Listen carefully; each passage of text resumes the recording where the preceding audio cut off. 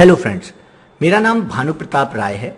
इस वीडियो में हम लोग फॉर लूप के बारे में पढ़ने वाले हैं कि फॉर लूप का सिंटेक्स क्या होता है और ये कैसे वर्क करते हैं। तो जरा फॉर लूप को देखते हैं। जैसा कि हम लोग लूप के बारे में जानते हैं कि looping is a process in which a set of statements executes repeatedly until the given condition is true. Looping एक टाइप का प्रोसेस है जिसमें जो भी सेट ऑफ स्टेटमेंट्स आपने स्पेसिफाई कर रखी हैं वो बार बार एग्जीक्यूट होती रहती हैं तब तक जब तक कि दी हुई कंडीशन ट्रू है। जब दी हुई कंडीशन फॉल्स होगी तभी आप इन सेट ऑफ स्टेटमेंट से बाहर आ पाएंगे और रिमेनिंग स्टेटमेंट एग्जीक्यूट कर पाएंगे, नहीं तो आप इसी लूप में फंसे रहेंगे तब तक जब तक कि दी हुई कंडीशन ट्रू है। अगर आपको ये बेसिक्स क्लियर हैं तो हम लोग फॉर लूप के सिंटेक्स को देख सकते हैं कि फॉर लूप किस तरीके से लिखा जाता है। फॉर लूप सबसे पहले हम लोग फॉर लिखते हैं, साथ में ब्रेसेस ओपन और ब्रेसेस क्लोज करते हैं। ये फॉर लूप फर्दर 3 पार्ट्स में डिवाइड रहता है। इन 3 पार्ट्स को डिवाइड करने के लिए हम लोग सेमी कॉलन का यूज करते हैं। Semi colon as a separator होता है, तो एक सेमी कॉलन और ये दूसरा सेमी कॉलन, इन दोनों सेमी कॉलन के थ्रू हम 3 पार्ट्स को डिवाइड करते हैं। तो ये फर्स्ट सेक्शन या फर्स्ट पार्ट है, सेकंड पार्ट और थर्ड पार्ट।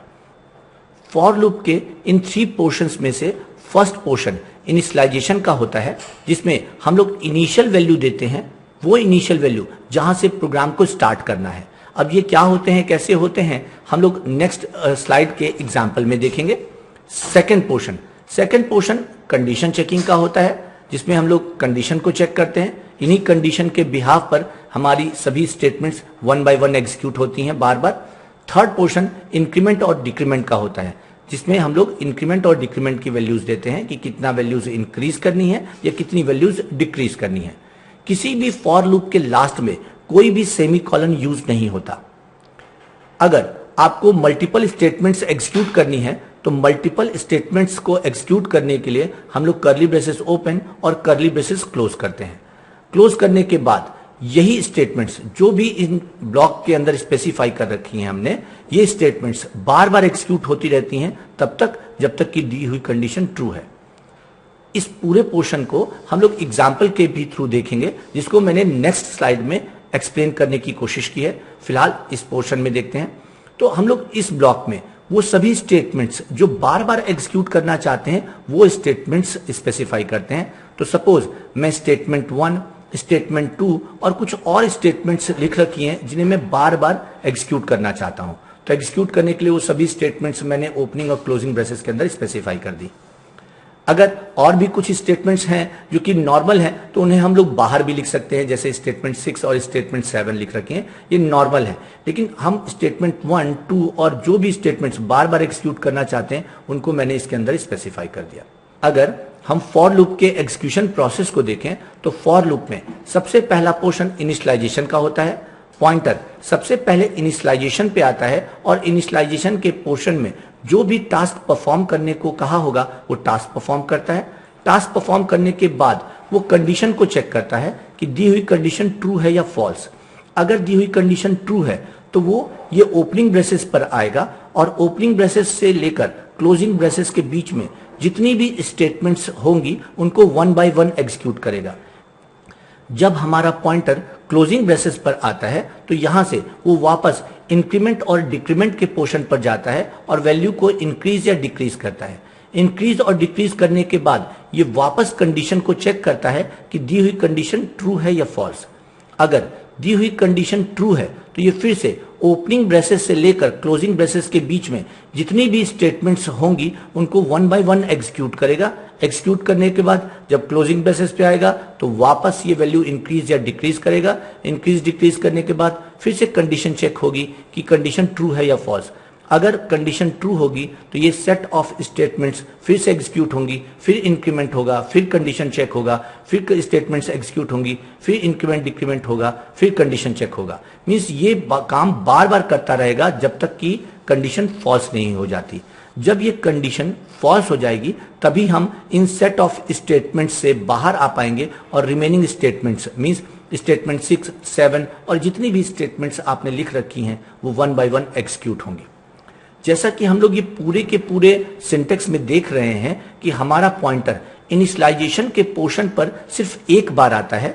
इनिशियलाइजेशन के बाद ये कंडीशन को चेक करता है और फिर कंडीशन ये पूरे के पूरे पोर्शन को एग्जीक्यूट करना और इंक्रीमेंट डिक्रीमेंट, कंडीशन स्टेटमेंट्स को एग्जीक्यूट करना, इंक्रीमेंट और डिक्रीमेंट, इन्हीं पोर्शंस पे बार बार काम करता रहता है। वो इनिशियलाइजेशन पर वो दोबारा लौट करके नहीं आता। तो जब भी पॉइंटर हमारा फॉर लूप पे आएगा तो इनिशियलाइजेशन के पोर्शन पर वो एक बार काम करता है, फिर कंडीशन चेकिंग और ये स्टेटमेंट्स पे बार बार वर्क करता है तब तक जब तक कि दी हुई कंडीशन फॉल्स नहीं हो जाती। अगर ये फॉर लूप का सिंटेक्स क्लियर है तो हम लोग फॉर लूप के एग्जाम्पल को देख सकते हैं। जैसा कि मैंने आपको फॉर लूप के सिंटेक्स में बताया था कि उनकी प्रोसेसिंग कुछ इस तरीके से होती है। अब इन्हीं के बिहाफ पर हम एक प्रोग्राम को क्रिएट करके देखते हैं। इस प्रोग्राम में मैं 1 से लेकर 10 तक प्रिंट कराने की कोशिश कर रहा हूं। तो 1 से लेकर 10 तक प्रिंट कराने के लिए क्या करना होगा? सबसे पहले हम लोग हेडर फाइल को इंक्लूड करेंगे जिनकी हमको प्रोग्राम में रिक्वायरमेंट है। तो मैंने यहां पर #include stdio.h हेडर फाइल को इंक्लूड कर लिया। हेडर फाइल को इंक्लूड करने के बाद void main curly braces open और कर्ली ब्रेसेस क्लोज कर लिया। अब मैं 1 से लेकर 10 तक प्रिंट कराना चाहता हूं, जिसके लिए मुझे एक वेरिएबल की जरूरत है। तो मैंने यहां पर एक वेरिएबल इंटीजर x नेम का क्रिएट किया। x नेम का वेरिएबल क्रिएट करने के बाद अब हम लोग 1 से लेकर 10 तक प्रिंट कराना चाहते हैं, जिसके लिए हमें कुछ स्टेटमेंट्स पे बार बार वर्क करना पड़ेगा। इसके लिए मुझे एक लूप की जरूरत पड़ेगी। तो फॉर लूप के लिए ब्रेसेस ओपन, ब्रेसेस क्लोज और फिर सेमीकोलन फर्स्ट, सेमीकोलन सेकंड हमने यहां पर स्पेसिफाई कर दिया। हम जानते हैं कि फॉर लूप में फर्स्ट पोर्शन इनिशियलाइजेशन का होता है। इनिशियलाइजेशन जिसमें हम लोग इनिशियल वैल्यू को असाइन करते हैं, मींस स्टार्ट वैल्यू को असाइन करते हैं। सपोज मैं 1 से लेकर 10 तक प्रिंट करना चाहता हूं, तो मेरी स्टार्टिंग वैल्यू है 1, इनिशियल वैल्यू है 1, तो मुझे यहां पर x की वैल्यू 1 देनी होगी। इसे हम लोग स्टार्ट वैल्यू भी बोलते हैं। सपोज अगर आप 100 से 200 तक प्रिंट कराना चाहते हैं तो इनिशियल वैल्यू यानी स्टार्ट वैल्यू 100 है, तो यहां पर हमें 100 स्पेसिफाई करना पड़ेगा। अगर आप 200 से 500 तक प्रिंट करना चाहते हैं तो स्टार्ट वैल्यू 200 है, तो यहां पर 200 स्पेसिफाई करना पड़ेगा। तो हम लोग इनिशियल वैल्यू में हमेशा और हमेशा वो इनिशियल या स्टार्ट वैल्यू देते हैं जहां से हमें लूप को स्टार्ट करना है। सेकंड पोर्शन हमारा कंडीशन चेकिंग का है। कंडीशन चेकिंग में हम लोग कंडीशन स्पेसिफाई करते हैं। कंडीशन स्पेसिफाई करते समय हम लोग वो वैल्यू लिखते हैं जहां पर हमें प्रोग्राम को एंड करना है। इस वैल्यू के अकॉर्डिंग ही हम लोग कंडीशन को स्पेसिफाई करते हैं। तो जैसा कि हम लोग ने अभी डिस्कस किया था कि अगर हमें 1 से लेकर 10 तक प्रिंट करना है तो यहां पर 1 और कंडीशन में हम लोग 10 देते हैं।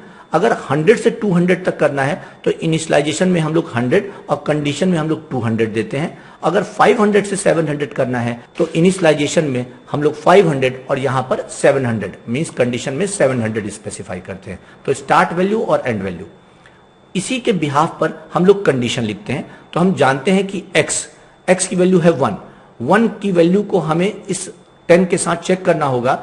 ऐसे कंडीशन को चेक करना होगा या ऐसे कंडीशन को स्पेसिफाई करना होगा कि वो कम से कम 10 टाइम्स चले, क्योंकि हम 1 से लेकर 10 तक प्रिंट करना चाहते हैं। तो हम कंडीशन क्या यूज करें, मींस कौन सा रिलेशनल ऑपरेटर यूज करें।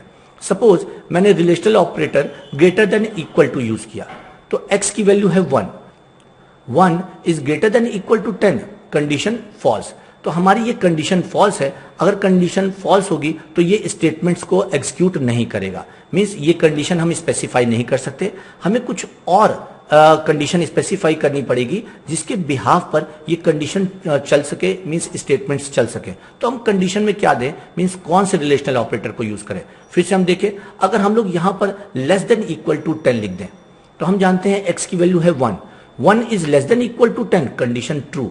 कंडीशन ट्रू मींस ये स्टेटमेंट्स पे वर्क करेगा। अब x की वैल्यू को हम इंक्रीमेंट कर देंगे तो x की वैल्यू हो जाएगी 2। फिर से 2 is less than equal to 10, condition true.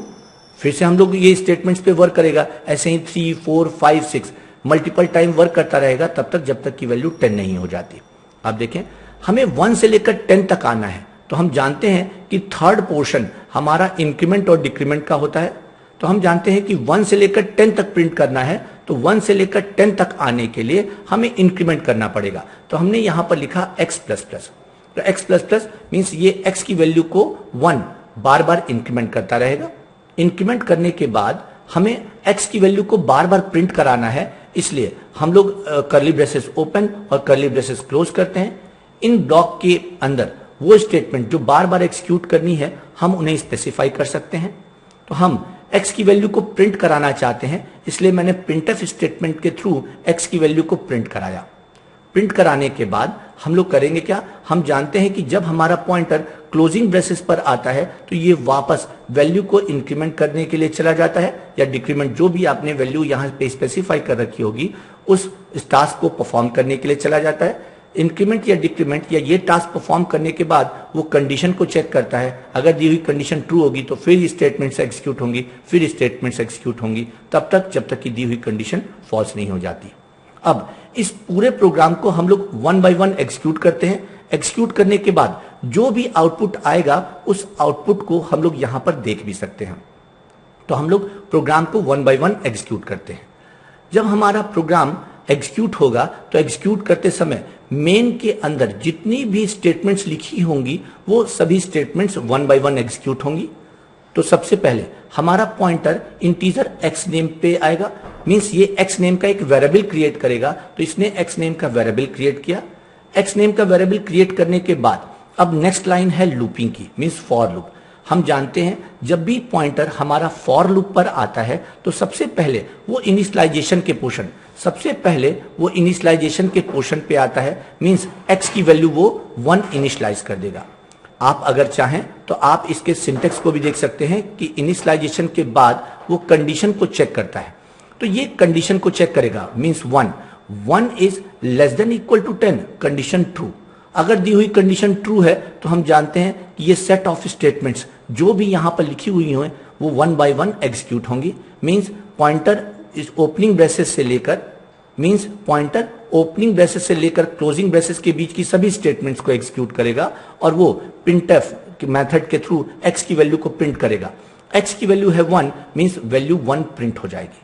Value print होने के बाद अब कोई स्टेटमेंट बची नहीं, पॉइंटर क्लोजिंग ब्रेसेस पे आएगा। क्लोजिंग ब्रेसेस पे आते ही ये वापस वैल्यू को इंक्रीज करेगा। अब x की वैल्यू हो गई है 2। x की वैल्यू 2 होने के बाद ये वापस कंडीशन को चेक करेगा कि दी हुई कंडीशन ट्रू है या फॉल्स। हम जानते हैं कि x की वैल्यू हो गई है 2 is less than equal to 10, condition true. 2 जो है वो 10 से छोटी है तो ये कंडीशन ट्रू है। अगर कंडीशन ट्रू है तो फिर से ये सेट ऑफ स्टेटमेंट्स एग्जीक्यूट होंगी, मींस ये फिर से x की वैल्यू प्रिंट करेगा, मींस x की वैल्यू अब 2 प्रिंट हो जाएगी। 2 प्रिंट होने के बाद फिर से वैल्यू इंक्रीज होगी, अब x की वैल्यू हो जाएगी 3 होने के बाद फिर से कंडीशन चेक होगी, तो 3 is less than equal to 10, condition true होगी। तो फिर से ये सेट ऑफ स्टेटमेंट्स एग्जीक्यूट होंगी, मींस फिर से प्रिंटफ मेथड के थ्रू x की वैल्यू प्रिंट हो जाएगी, मींस 3 प्रिंट हो जाएगा। ऐसे ही 4, 5, 6, 7, 8 ये सभी वैल्यूज प्रिंट हो जाएंगी। प्रिंट होने के बाद अब x की वैल्यू हो गई 9। जब वैल्यू 9 हो जाएगी तो ये कंडीशन चेक करेगा, 9 is less than equal to 10, condition true हुई तो फिर से x की वैल्यू प्रिंट हो जाएगी, मींस 9 प्रिंट हो जाएगा। 9 प्रिंट होने के बाद फिर से वैल्यू इंक्रीज होगी, मींस अब x की वैल्यू हो जाएगी 10 होने के बाद फिर से चेक होगा, 10 is less than equal to 10, condition true होगी तो फिर से स्टेटमेंट्स एग्जीक्यूट होंगी, मींस x की वैल्यू 10 प्रिंट कर देगा।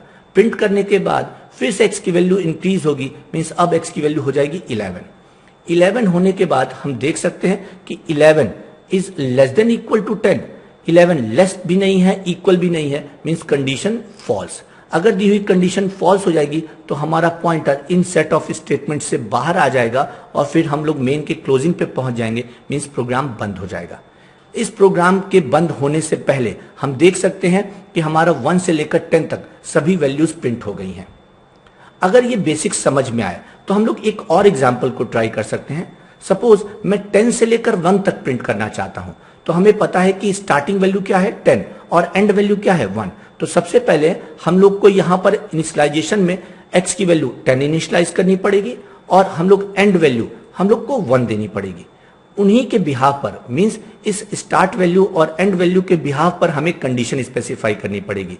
तो हम जानते हैं x की value means 10 is less than equal to 1, condition false.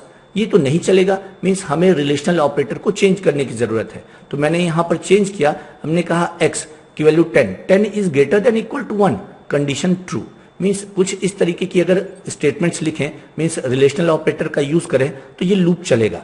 लेकिन 10 से लेकर 1 तक आने के लिए हमें करना क्या होगा, x की वैल्यू को डिक्रीमेंट करने की जरूरत है। मीन्स हम लोग x माइनस माइनस करेंगे। अगर हम लोग इस लूप को चलाएंगे तो ये 10 से लेकर 1 तक 1 बाय 1 सारी वैल्यूज को, मीन्स 10 से 1 तक सभी वैल्यूज को प्रिंट कर देगा, जिसके लिए हम लोग इसी स्टेप को बार बार फॉलो करते रहेंगे जो कि हम लोग ने अभी समझा है। अगर ये बेसिक्स क्लियर हैं तो हम लोग फॉर लूप के थ्रू और भी कई प्रोग्राम्स को ट्राई कर सकते हैं, जिनके लिए मैं नेक्स्ट वीडियो बनाने की कोशिश करूंगा। Thank you.